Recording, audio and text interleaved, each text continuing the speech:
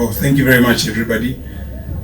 Decisions, and these are decisions that the defenders were not doing a very good job, making their own mistakes. We played very well the first 35 minutes or so in the first half. That was a very good game for us. But unfortunately for me, I'm very much disappointed with the referees. Today's referees were very awful and very frustrating. And it is not good. It's better our colleagues win the game fairly. They're a good side, they play good football. But when you add another advantage of the referees, it becomes very often frustrating. Because last night, the commissioners and everybody, they were following us like no man's business. We don't know, we submitted a list of players and they rejected our players we don't understand. And then again, today they allow them to play, and you can see the psychological impact that has been affected by the players. It is not right. Our team is a young team. You can see that this is a real under-17. I talked about it in Zambia last time that I am afraid that very strongly feel that the Cameroonian team is not 100% under-17. I am telling you, and I repeat this, I have dealt with under-17 for a long period of time. This is my 16th year. I know who an under-17 is, but I can assure you that the Cameroonian team is not 100% under-17.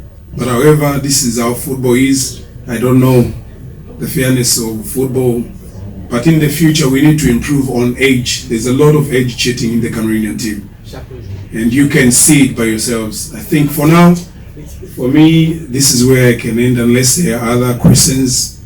I see very good tactical playing, but they were matured players. We talked about it in Zambia, that they are playing football beyond under-17. You can tell that this is under-17. You can, the way you give a pass, the strength, the way you are thinking, and also the appearance of a player, you're able to tell that this one is not under-17. Thank you very much. We have got a project in Zambia. We started working around with this team when they were 14, 15 years, and we know that this is the project that we wanted to implement, and we'll continue with this project because the idea surrounding under-17 is for us to produce players for the under-20, produce players for the senior team. So the platform that is given to them is making them to start becoming matured. And the more they play the games, the more they are going to be matured. And for example, the way we've played against Cameroon, it is a development process for these players. Mentally, socially, physically, this is a development path. We are not looking at losing, but we are looking at the development path. That is very important. And to be honest as well, rather than you win with your dishonestness, is not right. The future of this team, some are going to graduate, they are going to the under-20. Others, they will remain. Those that are eligible to remain in the under-17 category, they will remain, and they've got different programs that are ahead of them. In our region, we've got what we call the COSAFA, and also the Zone 6 for the inter-schools surrounding the southern part of Africa. So these programs that are there, they are meant to give a platform for a girl child to improve and to develop. Thank you. If you are following me, and your question also has to be fair, because somehow your question is not fair, because I mentioned earlier on to say my team made some mistakes, and those were very premature mistakes. I earlier mentioned about it. You could calculate how many goals they've scored as 3. How did those goals come about? The decisions they were making, they were very premature decisions, and they were related to specific individuals in the team, but we understand, which is very important. But all in all, and I repeat this, the frustration was also from the refereeing point of view. You saw we attacking, and there are 2 players, they're there, we attacking, the referee decides to give a foul where we don't understand, and we were attacking and we were in possession of the ball. Again, you saw one Cameroonian player went in with 2 legs. That is a career-threatening tackle. But the referee, I don't understand. They were even laughing at us. I don't know. But we were talking to the referees, they are busy laughing. I don't understand this. Even though I don't understand French, but there should be a correlation between the fourth official and the leaders. I went to the fourth official, I communicated, I said, please, can you officiate the game nicely? And she was laughing. When Cameroon scored the second goal, the fourth official was celebrating. What is that? What does that tell you? The fourth official is celebrating Cameroon has scored. You call that to be fair? I need to talk about it. And it is not good, even though you are also enjoying the game. But I don't expect a fourth official celebrating and she's there celebrating. What does that mean? So if you look at the players, they get frustrated like that. And moreover, I don't want to talk much about it, but to be honest with you, this game mentally started yesterday. What the match commissioner and everybody who is organizing the game started doing to our team. We are training, they come and they want to come and inspect our team. How? Why? How? We are mentally tortured. But anyway, I know we carry a lot of responsibility for our team, but we were tortured in so many ways. We took care of Cameroon in Zambia very, very well. I really wanted to see Samuel Eto'o. He's a very good colleague, friend of mine.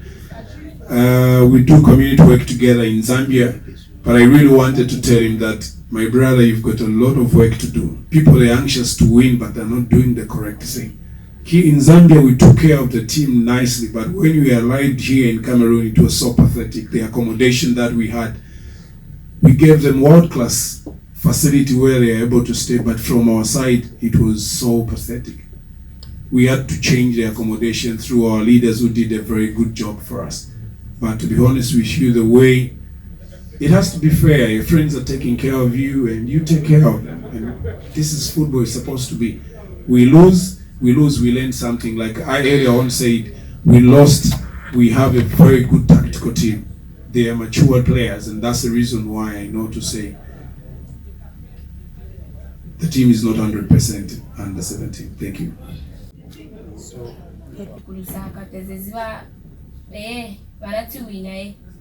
tinaziva but pete nabwera kuno enzoziva nice tizaba wina although ni bakulu tinaziva tizatwenga tizaisako vetinga chite kuba wina although ni bakulu maye tabwera kuno tapezeka babwero tichinjira ise tinabatuitinga bwino kwatu kuno babo tichinjira na marifarizi ya bwero nkala against babonkala against. So game yenze chabe bwino maye sibenze fair. That's all. The game was good in Lusaka despite losing 2-0, and they were confident that coming here they would overturn the deficit, but unfortunately they lost the game. Says also despite poor officiating and despite the poor treatment that she says, they tried their best. But when it came here, things were different, and she also admits that there was a huge disparity between them and the Cameroon players, which also affected the course of the game. Yeah. Then in addition to my question that you had earlier on asked me, we are not ashamed that our team has lost, but of course we know that our journey, we really wanted to reach far, and it is so disappointing that we haven't made it to the next round. We need to go back to the drawing board, but of course maintaining our honest nature, and that's the nature of our game. We'll continue maintaining our honest nature regardless of the situation and the frustration that we've passed through. It teaches us a lot of things. We don't know whether we shouldn't be brothers or whatever, but it happens, it's football.